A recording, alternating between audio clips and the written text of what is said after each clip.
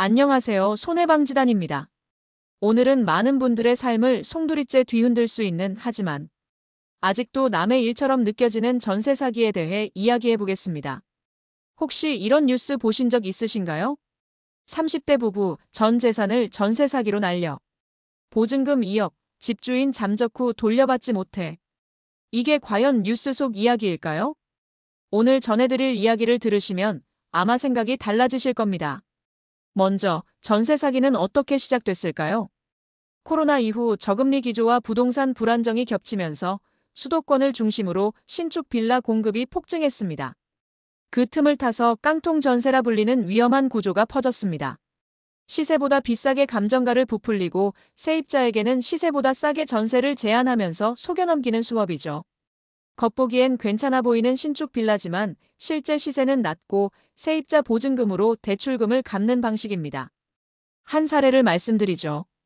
서울 강서구에 사는 30대 맞벌이 부부는 전 재산인 2억 원을 보증금으로 내고 전세 계약을 맺었습니다. 하지만 알고 보니 집주인은 이 집에 대출을 여러 건 얹어두고 있었고 결국 대출금을 갚지 못해 집이 경매로 넘어갔습니다. 이 부부는 보증금을 돌려받지 못한 채 길거리에 나앉게 됐습니다.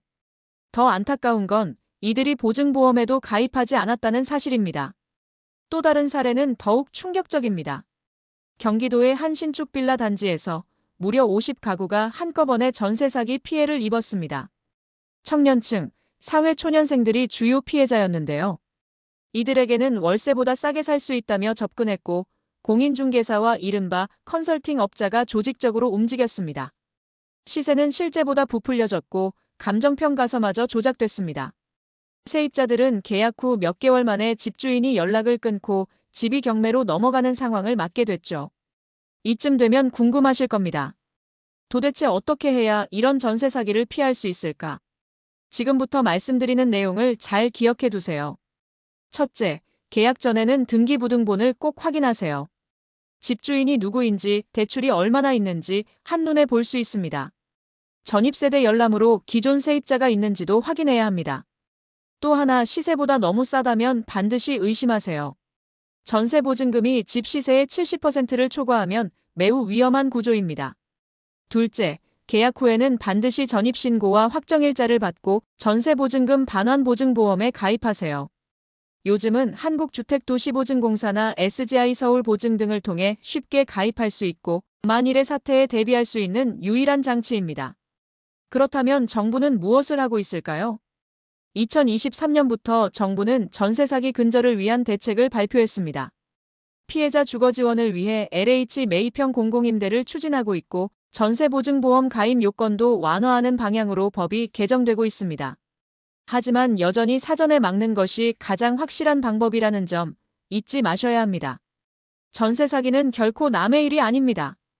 평생 모은 돈을 하루아침에 잃을 수도 있고 특히 부동산 정보에 익숙하지 않은 중장년층이나 청년층이 주요 타깃이 되곤 합니다. 이 영상을 보시는 여러분, 지금 혹시 전세 계약을 준비하고 계신가요? 혹은 주변에 계약을 앞둔 가족이나 지인이 계신가요? 그렇다면 이 내용을 꼭 공유해 주세요. 한 명이라도 피해를 막을 수 있다면 그걸로 충분한 가치가 있습니다. 손해보지 않도록 돕는 것. 그게 저희 손해방지단의 역할입니다. 더 많은 정보를 받아보시려면 지금 구독 버튼 눌러주시고 댓글로는 여러분이 겪은 비슷한 사례나 궁금한 점 남겨주세요. 오늘도 시청해주셔서 감사합니다.